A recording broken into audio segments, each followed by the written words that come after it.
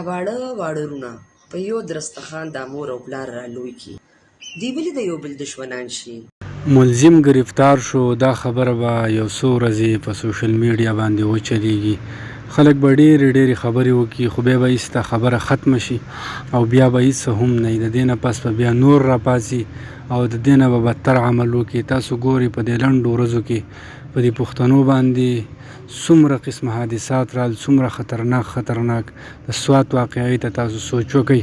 اخر دا ولې په دې پښتنو کې دومره ظلم روان دی؟ یو طرف ته مسلمانان دي، بل طرف ته ځان ته پښتانه وایي او د هغې باوجود هم بیا داسې کارونه راځي چې والله د انسان د زندګۍ نه زړه تور شي، د انسان زړه ته په ډېر زیات درد میلاو شي.